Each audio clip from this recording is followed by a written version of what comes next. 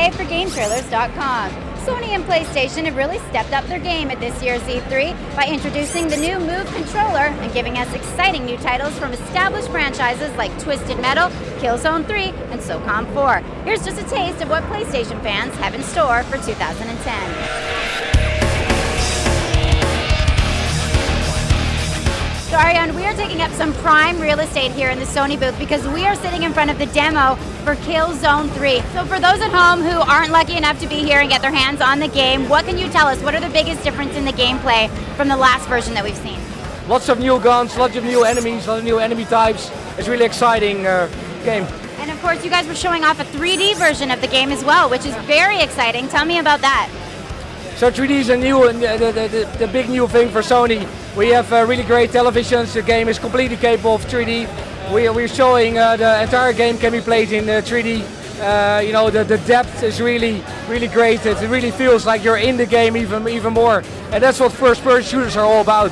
You know, really the immersive feeling of you being there, being the hero, and kicking ass. So now, of course, you've been living and breathing this game for however many months. What are you most proud of? What are you most excited to tell the fans? Well, I think, you know, what we're now showcasing is a really big leap from Killzone 2. I think Killzone 2, everybody was like, wow, you know, this is really pinnacle of PlayStation 3 gaming.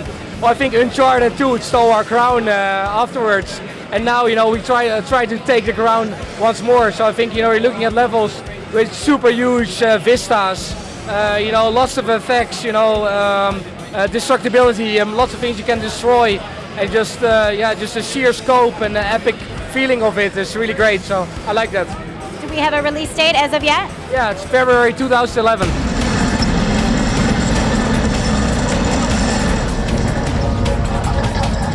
Now I'm here checking out Move. Now Tom, of course, controlling your gameplay through motion is a huge trend in gaming right now. Tell me about Move.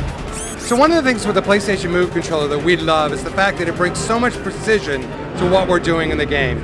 Now, of course, looking at it, I'm thinking that it's naturally going to have some comparisons to the Nintendo Wiimote, so tell me how it's different from that. So the biggest advantage is what I just talked about, it's precision. You really can make the movements and put the bullets where you want them to go. Rather than big, broad movements, we're talking small, really precise movement. Okay, so tell me a little bit more about the actual controller itself. Are we always going to use it as two pieces, or do they work independently of one another in some cases? So they work independently of one another. The Move controller by itself takes care of a lot of the major movement in the game in terms of where I look. The navigation controller, on the other hand, is more like the left side of the DualShock controller. So of course we're checking out SOCOM 4 here. What can you tell me about the gameplay in this? It looks amazing. So SOCOM 4 is adhering to all the SOCOM franchise pillars. Back at Zipper, we are so proud to be working on SOCOM again. In SOCOM, it's always been about authenticity, it's been about innovative team-based gameplay, and it's been about really fun multiplayer games. We bring all that to SOCOM 4 on the PS3 in a way that we could never do it before. So it seems to me very obvious that, of course, one of the coolest aspects of using the Move controller in a game like this is going to be the precision shooting, but tell me about some other ways that the controller is really going to enhance the experience for us. So for SOCOM, as I mentioned earlier, it's all about tactics. We do a lot of things using your teammates. So I have the ability to point any place on the screen and send my teammates there so they can help me in the action. So I can lay down a play much like you might do in a football game to say, I want you guys to go here, I want you guys to go over here, and then start shooting the bad guys. Well, and do we have a release date for SOCOM 4 yet? We'll be out this fall. Very exciting. And we can get our hands on the Play controller in September? In September, yes.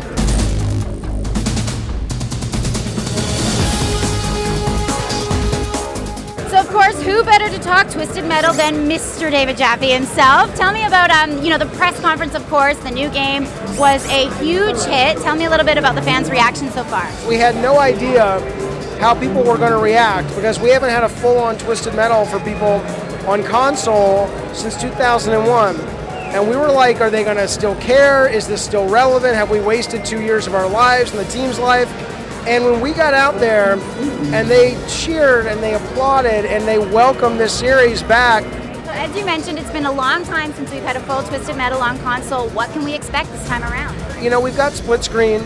We've got split screen online. We've got traditional modes like Deathmatch, Team Deathmatch. But what we're most excited about is bringing the Twisted Metal experience sort of to a new generation of gamers with some tactical modes, strategic modes, some class-based play. We have a brand new mode called Nuke, which is a very Twisted Metal take on Capture the Flag, where your flag is actually another human being. So I know you guys are just showing this off for the first time, but any idea of when we're going to get a release date? Definitely, no doubt, 2011. All right, well, we look forward to learning more details in the upcoming year right here on GameTrailers.com, right? Yes, ma'am. Well, PlayStation fans, I hope you're getting excited because that's just a taste of all the offerings that Sony has for us in the next year. I'm Amanda McKay reminding you that GameTrailers.com is the place to be for all things E3.